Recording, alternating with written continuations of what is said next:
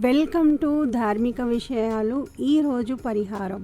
తీవ్రమైన వాస్తు దోష ఆ ఇంటి నుంచి వెళ్లకుండా సమస్యలకు పరిహారం.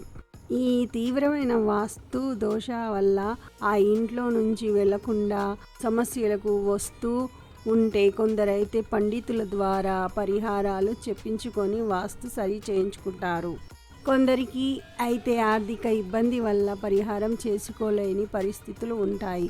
అలాంటప్పుడు ఇది అనుభవపూర్వకమైన పరిహారం. ఏదైనా శుభ ముహూర్తం చూసుకొని ఒక మోతీ శంఖం తీసుకొని వెండి నాణ్యం ఆ శంఖంలో వేసి బియ్యం వేసి నింపండి. బియ్యం ముచ్చుకలు విరగకుండా ఉండాలి. తర్వాత శ్రీచక్రం తీసుకొని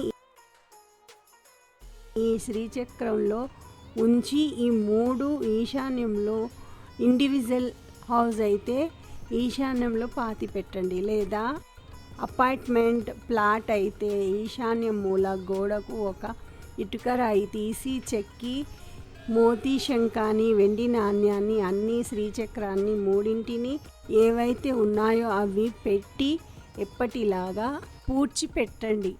మరుసటి రోజు ఇంట్లో చక్కగా సత్యనారాయణ వ్రతం చేయించుకొని ఎంతో విస్తారంగా అన్నదానం చేయగలిగితే అంత చేయండి. ఎంతటి తీవ్ర వాస్తు దోషమైన నివారణ అవుతుంది. అప్పుడు మంచి ఫలితాలు వస్తాయి. లైక్ చేయండి, షేర్ చేయండి, సబ్స్క్రైబ్ చేసుకోండి, మరిన్ని వీడియోలు చూడండి.